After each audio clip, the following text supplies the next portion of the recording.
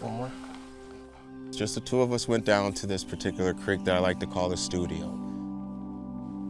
Beautiful little canyon that you drop into. Wildness is all around you. Got about 8 feet of line out, about 6 feet of tippet. Put him right on the location where he didn't have to mend his line. He could just put it out there in that drift. Fish, lift up, you got it. Good job, Cooper. Good job, yeah, buddy, yeah. That's a Cooper fish. And he got so excited. You could see his arm kind of shaking when he rose his arm up. Yeah, buddy. And it was like magic. There was this beautiful little baby wild brown trout comes up, sipped that fly, he tried to turn.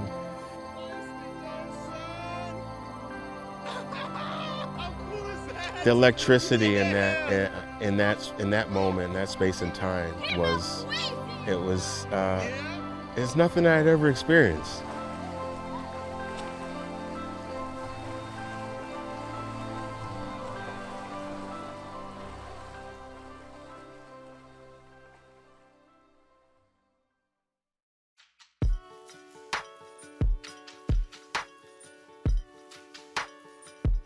I want to get a sense that somebody else appreciates it and gets as genuinely excited about moments on the water as much as I do. I want to see that I can share that experience and pass that experience on with somebody else. And I want to pass that on to the youth through a educational program called Foster the Outdoors. It's a TU program that I'm currently involved in. We get matched up with a child and their parent, or in other cases it had been big brothers and big sisters. And getting a moment out with these kids on the water, just outdoors in general, has so many beneficial factors to it. And I want to take the time and give back. There's something about, paying it forward or passing something down or giving back, and I felt the rewards from that. Right now, you want to keep that fly moving in the water because it's supposed to look like a little bait fish. So you don't want it to just sit at the bottom. Oh, it's not like I want it to just continue to enrich my life and give me opportunities to continue to build community, meet fantastic people within it, share stories, share experience, fish together. Kai got his first pike on a fly rod today. I did hook it, but he brought it in, and we got it landed. It was awesome. That fly, Yeah, just inhaled it. you know what? That's the biggest Nice job, fish. Kai.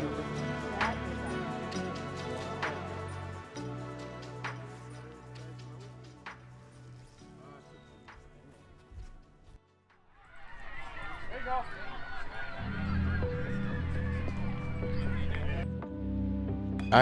I came from basically the fringes of the population, which kind of brought me into some bad moments that I guess have kind of haunted me.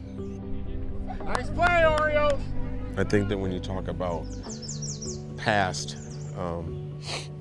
I've had to do a lot of self-evaluations to identify these connections from childhood experiences and trauma and whatnot to understand and to help process and move forward. Now, as I'm trying to, be a good parent to an 8-year-old boy who needs his dad, and needs a father that's going to be there in a way that's going to enrich his life and prepare him better than I was prepared for life situations.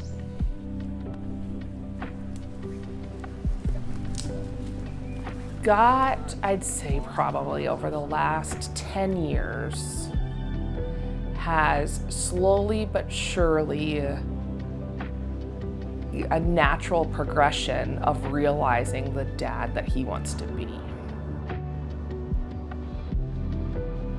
I think that I spent a couple of solid decades where I kind of just chose to shut down. Closed off feelings, heart, just to continue to try to be able to move on.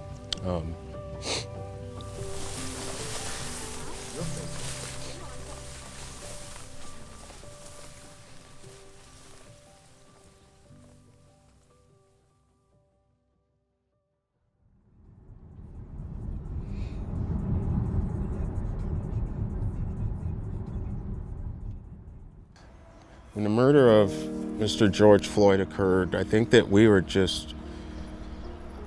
almost, as I think a society, really stretched thin with things in the news relating to Black community.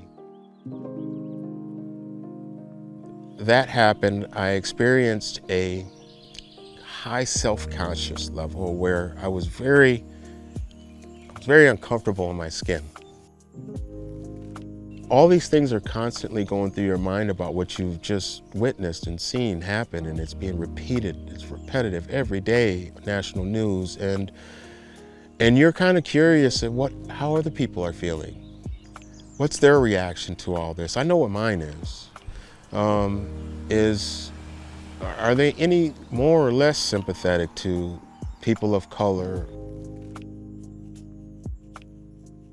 And so I looked at that and I analyzed that and I said, I'm no different than that man, George Floyd. That could have simply have been me laying there on the streets. I had done things that I'd rather forget on those particular blocks. And I realized that my mental health was weak at that particular time. It was a breakdown point that I experienced that week following. Life is hard for everybody. And I think that we all need to take time for a little self-love and make sure that our mental health is where it needs to be.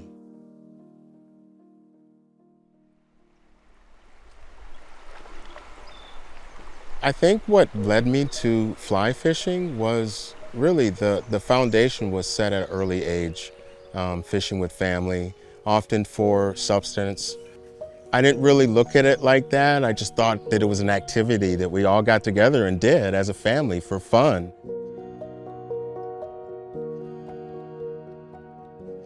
I spend very few days on the water fishing for trout where I'm thinking about my past.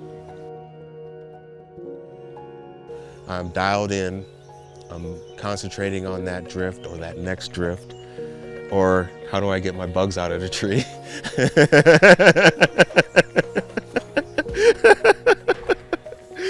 Well, that happens, you know. You know. There's no better mental health therapy going on for me right now than getting out on the water. Now knowing what he had gone through and what his life was like before I met him, I know that I've seen over the last many years the progression and the evolution that he's had. And I know that a huge part of it is, you can also see in the timeline, the amount of time that he spends outside, in the water. When he does go fishing, when he's out in the river, he'll leave right after work and be out there for a couple hours if he's had a long, stressful day, and he's a brand new person after.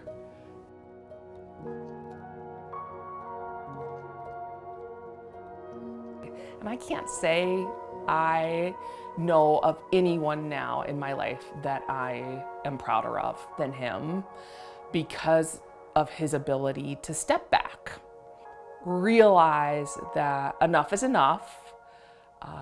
I want a healthy head and mind and soul and heart, and what is it going to take to get there? So try to cast parallel to that branch that's down on the right.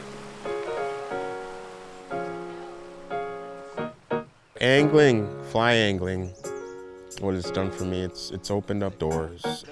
The biggest door is my heart, really, to be honest, because it allowed me to, I guess, reconnect with my sensitive side.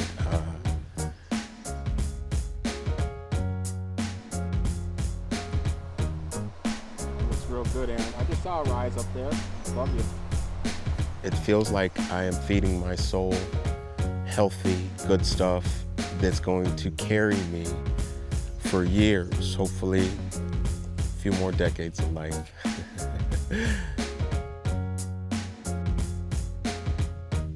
I wouldn't be here right now without members of the fly fishing community.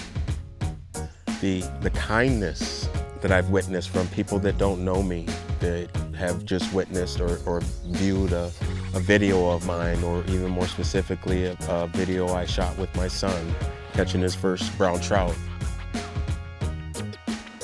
These folks have done a tremendous service to me, I think, that they don't probably even know. They've all collectively have shown me that there is a lot of good left out here in people. You know, I'm just scratching the surface on what I can possibly do right now.